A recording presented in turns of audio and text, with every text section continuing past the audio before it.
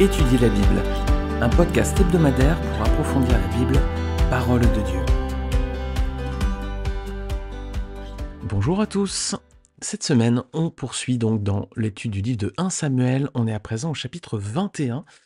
On va voir le roi David qui va s'enfuir tout d'abord dans un premier temps à Nob, et puis ensuite il va se rendre dans le territoire des Philistins à Gath. Alors on va regarder tout ce passage, donc 1 Samuel chapitre 21. Donc je vais lire dans une version second 21. Soyez vigilants, si vous êtes dans une version second 79, vous serez décalé d'un verset. Parce que dans second 21, le chapitre 21 commence avec un verset qui dit David se leva et partit et Jonathan rentra en ville.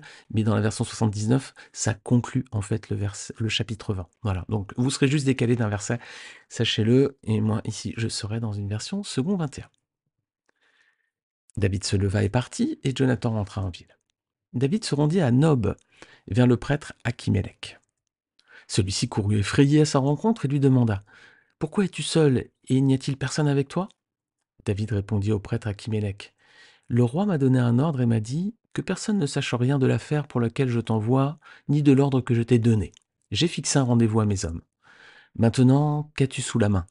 Donne-moi 5 pains ou ce que tu trouveras. » Le prêtre répondit à David « Je n'ai pas de pain ordinaire sous la main, mais je peux te donner du pain consacré, à condition que tes hommes n'aient pas eu de relation avec des femmes récemment. » David répondit au prêtre « Nous n'avons pas eu de relation avec des femmes, comme toujours quand je pars en campagne.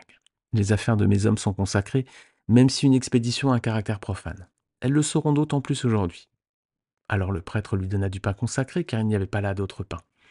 On l'avait retiré de devant l'Éternel pour le remplacer par du pain chaud au moment où on l'avait pris. Ce jour-là, un des serviteurs de Saül était présent, enfermé qu'il était au service de l'Éternel. C'était un Édomite du nom de Doeg, qui était le chef des bergers de Saül. David dit à Achimélec, « N'as-tu pas sous la main une lance ou une épée ? En effet, je n'ai pris avec moi ni mon épée ni mes armes, parce que l'ordre du roi était urgent. » Le prêtre répondit, « Il y a l'épée de Goliath, le Philistin, que tu as tué dans la vallée d'Éla. Elle est enveloppée dans un drap derrière l'éphod. Si tu veux la prendre, prends-la, car il n'y en a pas d'autre ici. » David répliqua, « Il n'y en a pas de pareil, donne-la-moi. » David se leva et s'enfuit le jour même loin de Saül. Il arriva chez Achish, le roi de Gath. Les serviteurs d'Achish lui dirent, « N'est-ce pas David, le roi du pays? N'est-ce pas celui en l'honneur de qui l'on chantait en dansant? Saül a frappé ses 1000 et David ses 10 000 ?» David prit ses paroles à cœur et éprouva une grande peur vis-à-vis d'Achish, le roi de Gath. Il fit semblant d'être fou sous leurs yeux et accomplit des actes de démence devant eux. Il faisait des marques sur les battants des portes et laissait couler sa salive sur sa barbe. Achish dit à ses serviteurs, « Voyez bien que cet homme a perdu la raison. Pourquoi me l'amenez-vous? Est-ce que je manque de fou pour que vous m'ameniez celui-ci et me rendiez témoin de ces actes de démence? Faut-il qu'il entre dans ma maison ?» Alors, il y avait plein de fous visiblement dans la maison d'Achish. Il disait rien de plus, oh là là, faites-moi partir cet homme. Et cet homme, c'était David, donc on va retrouver dans ce chapitre. Alors au tout début, donc versets 1 et 2, donc vous aurez un décalage si vous êtes dans second 79. Donc David se réfugie à Nob. Alors c'est dans cette ville que le tabernacle avait été emmené quand Silo avait été détruite. David va rencontrer alors le prêtre Achimélec, qui est au service dans le tabernacle, et Achimélec est apeuré de cette visite. Alors, verset 3, David cherche un alibi. Qu'est-ce qu'il fait? Il va mentir. Il va dire au prêtre, voilà, je suis envoyé pour une mission secrète de la part du roi. Alors, c'est pas la première fois que David ment. Rappelez-vous, au chapitre précédent, il avait déjà contraint Jonathan à mentir pour le protéger. Alors, il y a peut-être quand même une meilleure façon de s'en sortir. Plutôt que de mentir, qu'est-ce qu'il aurait pu faire, David? Il aurait pu prier, bien sûr. Alors, c'est pas évoqué dans cet épisode, et c'est pas non plus évoqué dans l'épisode précédent lorsque David a demandé à Jonathan donc de mentir pour le protéger. Donc, il n'y avait pas non plus vraiment la notion de prière ici, malheureusement. Alors, David va manger des pains consacrés. Versets 4 à 6, il a faim, alors il demande au prêtre de la nourriture, voilà, du pain, tout ce qu'il trouvera, peu importe. Et le prêtre, donc, il dit, j'ai du pain qui est consacré ici, enfin, voilà, qu'on vient de remplacer dans le tabernacle. Alors toutefois, il l'avertit, lui dit, il ne faut pas que toi et tes hommes ayez eu des relations avec des femmes récemment. Bon, c'est pas le cas, David le rassure. Est-ce que c'est un nouveau mensonge? Voilà, on ne sait pas. En tout cas, verset 7, donc Achimélec lui remet le pain consacré. Pourtant, les amis, David et ses hommes n'avaient pas le droit d'en manger. C'était un privilège qui était réservé uniquement à Aaron et à ses descendants. Regardez avec moi Lévitique 24, versets 8 à 9. Chaque jour de sabbat, sans exception, on rangera ces pains devant l'Éternel de la part des Israélites. C'est une alliance éternelle. Ils appartiendront à Aaron et à ses descendants, et ils les mangeront dans un endroit saint, car ce sera pour eux une chose très sainte, prise sur les offrandes passées par le feu pour l'Éternel. C'est une prescription perpétuelle. Alors, vous voyez, c'était réservé à Aaron et à ses descendants, et c'était une chose très sainte, donc on ne plaisantait pas avec cela, hein. Et pourtant, ici, Achimélec remet les pains à David. Alors, le prêtre Achimélec semble avoir pris sur lui, hein, d'offrir ce pain à David, parce qu'il savait que la loi l'interdisait, hein. Mais visiblement, Dieu a validé, hein, cette attitude, car il n'est pas fait de reproche ni au prêtre ni à David, hein. Ici, dans ce passage, il n'y a rien qui est mentionné de cette façon-là. D'ailleurs, les amis, si vous connaissez le Nouveau Testament, si vous êtes un habitué de la lecture du Nouveau Testament, vous savez que Jésus a repris cette histoire, hein, pour montrer aux pharisiens que lui-même était plus grand que le sabbat. Et regardez avec moi Matthieu 12, versets 1 à 8. À cette époque-là, Jésus traversa des champs de blé un jour de sabbat. Ses disciples, qui avaient faim, se mirent à arracher des épis et à manger. À cette vue, les pharisiens lui dirent: «Regarde, tes disciples font ce qui n'est pas permis de faire pendant le sabbat.» Mais Jésus leur répondit: «N'avez-vous pas lu ce qu'a fait David lorsqu'il a eu faim, lui et ses compagnons? Il est entré dans la maison de Dieu et a mangé les pains consacrés que ni lui ni ses compagnons n'avaient le droit de manger et qui étaient réservés aux prêtres seuls. Ou n'avez-vous pas lu dans la loi que les jours de sabbat, les prêtres violent le sabbat dans le temple sans se rendre coupables? Or, je vous le dis, il y a ici plus grand que le temple. Si vous saviez ce que signifie "je désire la bonté et non les sacrifices", vous n'auriez pas condamné des innocents. En effet, le Fils de l'homme est le Seigneur du sabbat. Alors on voit que Achimélec donc a fait passer la charité avant la loi, hein, et c'est l'attitude que Dieu attend de chacun de nous. D'ailleurs, c'est précisément ce que Jésus a dit aux pharisiens, hein, dans le passage qu'on vient de lire. Regardez, je relis le verset 7, Matthieu 12, 7. Jésus dit: «Si vous saviez ce que signifie "je désire la bonté et non les sacrifices", vous n'auriez pas condamné des innocents.» Voilà, Jésus nous dit ici: il vaut mieux exercer la bonté plutôt que les sacrifices. Et quand il dit ça, donc il renvoie à cette histoire à l'époque de David, hein. Le prêtre Achimélec a bien agi, voilà. Et le Seigneur dit: il vaut mieux exercer la bonté, hein, plutôt que de respecter certains rites. Si vous aviez fait cela, vous n'auriez pas condamné des innocents. Voilà. Alors, verset 8. Conversation entre David et Achimélec n'est pas passée inaperçue, hein. Il y a un homme qui est là, qui écoute. Il s'appelle Doeg, voilà, c'est le chef des bergers de Saül. Doeg, ça signifie craintif, timide. On va le retrouver au chapitre suivant. Il va pas se montrer ni craintif ni timide, il va au contraire se montrer responsable d'un grand crime, et on verra ça la semaine prochaine. Verset suivant 9 et 10, David demande à Achimélec aussi, en plus de la nourriture, s'il dispose d'une arme. Voilà, il n'a pas d'arme. Alors le prêtre va lui dire: bah tiens, il y a l'épée de Goliath, hein, c'est le géant que tu as vaincu. Alors David dit oui, il accepte bien volontiers, il sait que c'est une arme qui est quand même assez puissante, hein. À cette époque, les amis, il fallait une arme, hein, ça permettait d'affronter des ennemis, hein, et puis de rester en vie aussi, hein, c'était presque indispensable, hein, notamment pour ceux qui exerçaient le pouvoir comme David. Alors aujourd'hui, nous aussi, on a besoin d'une arme, hein. Eh oui, nous aussi, hein, on ne peut pas sortir sans arme, hein, pour affronter nos ennemis. Mais on n'est pas aux États-Unis, les amis, ici, on ne veut pas une arme à feu, on ne veut pas que la Constitution nous donne une arme à tous. Il y aurait de quoi dire d'ailleurs, il y aurait de quoi faire un épisode de podcast là-dessus, pour dire que je suis contre les armes à feu. Voilà. Nous, notre arme, les amis, c'est la parole de Dieu. Regardez avec moi Éphésiens 6, versets 11 à 17. Le Seigneur nous dit, voilà, pour vous protéger, bon, vous n'avez pas besoin d'une arme à feu, vous avez besoin de plusieurs éléments, et on va les lister ici. Éphésiens 6, versets 11 à 17. Revêtez-vous de toutes les armes de Dieu afin de pouvoir tenir ferme contre les manœuvres du diable. En effet, ce n'est pas contre l'homme que nous avons à lutter, mais contre les puissances, contre les autorités, contre les souverains de ce monde de ténèbres, contre les esprits du mal dans les lieux célestes. C'est pourquoi prenez toutes les armes de Dieu afin de pouvoir résister dans le jour mauvais et tenir ferme après avoir tout surmonté. Tenez donc ferme, ayez autour de votre taille la vérité en guise de ceinture. Enfilez la cuirasse de la justice. Mettez comme chaussure à vos pieds le zèle pour annoncer l'évangile de paix. Prenez en toutes circonstances le bouclier de la foi, avec lequel vous pourrez éteindre toutes les flèches enflammées du diable. Alors jusqu'ici, les amis, là on est dans la défense, on est dans la protection ici, hein. On a une ceinture, on a une cuirasse, on a des chaussures, on a le bouclier. Pour l'instant, on est juste en train de se défendre, hein. Et ensuite, le texte dit: faites aussi bon accueil au casque du salut. Là encore, c'est de la protection. Mais enfin, on a l'arme ici essentielle, faites aussi bon accueil, donc à l'épée de l'esprit, c'est-à-dire la parole de Dieu. Voilà, donc ici on a une première arme, l'épée, hein, et nous c'est l'épée de l'esprit, donc c'est-à-dire donc la Bible, hein, la parole de Dieu. Et au verset suivant, il y en a encore une autre, regardez bien, faites en tout temps par l'esprit toutes sortes de prières et de supplications, veillez à cela avec une entière persévérance et en priant pour tous les saints. Voilà, donc aussi on a l'arme de la prière. Voilà. Celle-là même que David aurait dû utiliser en priorité. Donc on a la parole de Dieu qui nous fait des promesses, hein, qui nous donne de l'assurance, et puis on a la prière qui est une arme redoutable donc pour s'opposer à nos ennemis. Alors David va fuir Saül, hein, et il va s'enfuir donc chez les Philistins.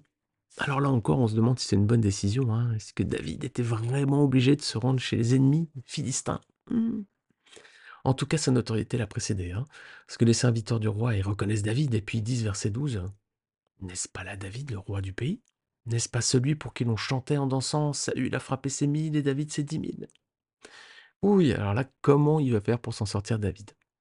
Alors dans un premier temps, pour se sortir des griffes de Saül, il avait menti, et maintenant, eh ben, il va encore tromper en se faisant passer pour fou. Alors il se met à écrire des trucs sur les battants des portes, et puis il laisse couler sa salive sur sa barbe. Effectivement, ça devait être un peu impressionnant.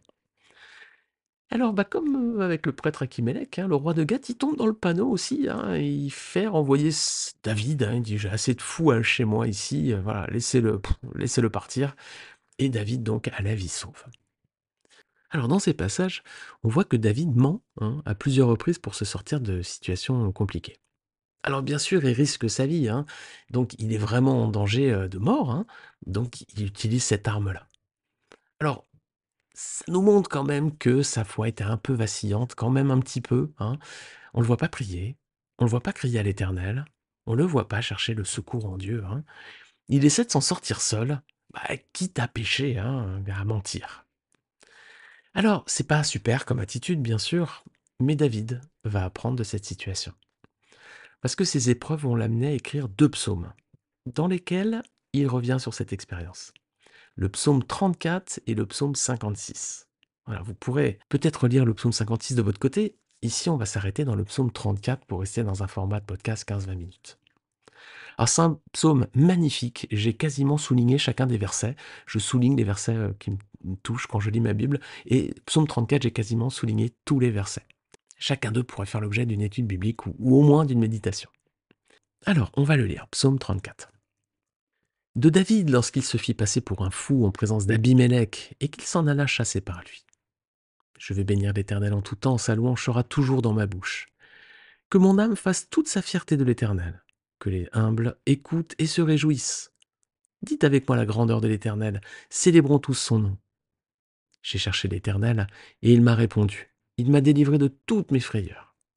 Quand on tourne les regards vers lui, on est rayonnant de joie et le visage ne rougit pas de honte. Quand un malheureux crie, l'Éternel entend et il le délivre de toutes ses détresses. L'ange de l'Éternel campe autour de ceux qui le craignent et il les arrache au danger. Goûtez et voyez combien l'Éternel est bon. Heureux l'homme qui cherche refuge en lui. Craignez l'Éternel, vous ses saints, car rien ne manque à ceux qui le craignent. Les lionceaux connaissent la disette et la faim, mais ceux qui cherchent l'Éternel ne sont privés d'aucun bien. Venez mes fils, écoutez-moi, je vous enseignerai la crainte de l'Éternel. Qui donc aime la vie et désire voir des jours heureux? Alors préserve ta langue du mal et tes lèvres des paroles trompeuses. Détourne-toi du mal et fais le bien. Recherche la paix et poursuis-la. Les yeux de l'Éternel sont sur les justes et ses oreilles sont attentives à leurs cris. Mais il se tourne contre ceux qui font le mal pour effacer leurs souvenirs de la terre. Quand les justes crient, l'Éternel entend et il les délivre de toute leur détresse. L'Éternel est près de ceux qui ont le cœur brisé et il sauve ceux dont l'esprit est abattu. Beaucoup de malheurs atteignent le juste, mais l'Éternel l'en délivre toujours. Il garde tous ses os, aucun d'eux n'est brisé. Mais le malheur fait mourir le méchant. Les ennemis du juste sont condamnés. L'Éternel rachète l'âme de ses serviteurs, et tous ceux qui cherchent refuge en lui échappent à la condamnation. Alors, il y a 2 points particulièrement importants dans ce psaume hein, qui nous montrent que David a appris de ses expériences. Verset 14, regardez. David indique que le mensonge n'est pas une arme qu'il faudrait utiliser. Hein. Je relis le verset 14. Alors préserve ta langue du mal et tes lèvres des paroles trompeuses. Voilà, rappelez-vous, hein, David, hein, pourtant utilisait le mensonge pour tromper Saül, Achimélec et Achish. Et deuxièmement, verset 18, plutôt que de mentir, il recommande de prier dans les épreuves. Verset 18, quand les justes crient, l'Éternel entend et il les délivre de toute leur détresse. Alors on voit que David a appris de ses erreurs. Hein. Les épreuves qu'il a traversées lui ont enseigné que il vaut mieux remettre son sort entre les mains de l'Éternel plutôt que d'essayer de s'en sortir coûte que coûte par nos propres moyens. Parce que Dieu est bon et il prend soin des siens. Alors on va regarder un dernier point dans cette étude, dans ce chapitre, c'est que on a vu précédemment que Jésus a repris le passage où David a mangé les pains, hein, pour expliquer que Jésus était plus grand que le temple et le sabbat, mais aussi qu'il était plus important aux yeux de Dieu de faire le bien plutôt que de respecter des règles, des lois, des sacrifices. Et dans le psaume 34 qu'on vient de lire, il y a un autre verset qui préfigure le sacrifice à venir du Seigneur. C'est les versets 20 et 21. Je vais les relire. Beaucoup de malheurs atteignent le juste, mais l'Éternel l'en délivre toujours. Il garde tous ses os, aucun d'eux n'est brisé. Alors ça, c'est un passage qui évoque directement la mort de Jésus sur la croix. Hein. Beaucoup de malheurs ont atteint Jésus, hein, lui qui était parfaitement juste, mais l'Éternel l'a délivré. Parce que Jésus est mort, oui, mais bien plus, il est ressuscité. Et oui, les amis. Et sur la croix, les soldats romains n'ont pas brisé ses os. Hein. Regardez avec moi. Jean 19, versets 31-36. C'était la préparation de la Pâque et ce sabbat allait être un jour solennel. Craignant que les corps ne restent en croix pendant le sabbat, les Juifs demandèrent à Pilate qu'on brise les jambes au crucifié et qu'on enlève les corps. Les soldats vinrent donc briser les jambes du premier, puis du second des condamnés qui avait été crucifié avec Jésus. Quand ils s'approchèrent de lui, ils virent qu'il était déjà mort. Ils ne lui brisèrent pas les jambes, mais un des soldats lui transperça le côté avec une lance, et aussitôt il en sortit du sang et de l'eau. Celui qui a vu ces choses en rend témoignage, et son témoignage est vrai. Il sait qu'il dit la vérité, afin que vous croyiez aussi. En effet, cela est arrivé afin que ce passage de l'Écriture soit accompli. Aucun de ces os ne sera brisé. Alors donc, les amis, il y a en Jésus un roi plus grand que David. Et Jésus nous a montré que la prière était une arme plus redoutable que l'épée dans les épreuves. Et d'ailleurs, la veille de sa mort, hein, Jésus, qu'est-ce qu'il a fait à Gethsémane? Il a passé du temps dans la prière. Alors que ses disciples, au contraire, lorsque les personnes sont venues arrêter Jésus, qu'est-ce qu'ils ont fait? Ils ont dégainé l'épée, hein, rappelez-vous. Vous pouvez relire ce passage dans Matthieu 26, versets 36 à 56. Jésus n'a pas essayé non plus de mentir ou de se faire passer pour fou devant le conseil pour sauver sa vie, hein, ou devant Pilate, non. Au contraire, il a toujours dit la vérité, et parfois il a même préféré garder le silence. Alors les amis, nous, qu'est-ce qu'on aurait fait à la place de David? Ben moi je sais ce que j'aurais fait, sans aucun doute. Hein. Je sais que mon réflexe aurait été de mentir, sans doute, et d'essayer de tromper les autres pour sauver ma peau. Voilà, je pense que c'est le réflexe que j'aurais eu. Mais l'exemple à suivre, c'est toujours celui du Seigneur Jésus.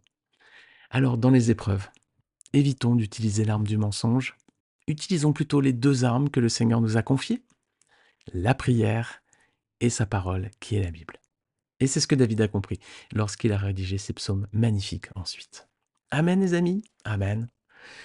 Alors David, il n'a pas fini son parcours, il va être encore obligé de s'enfuir loin du roi de Gath et du roi Saül. Il va se cacher cette fois dans une grotte et c'est là que sa famille va venir le retrouver. Et c'est ce qu'on verra les amis la semaine prochaine. Voilà, j'espère que cette étude biblique était enrichissante, qu'elle vous a permis de méditer sur certains passages, que le Seigneur nous aide à bien méditer sa parole toujours et à la garder dans notre cœur afin de ne pas pécher contre lui. Amen les amis. Eh bien on se retrouve la semaine prochaine, Dieu voulant, pour la suite de l'histoire de David. Bonne semaine à tous et que le Seigneur vous bénisse.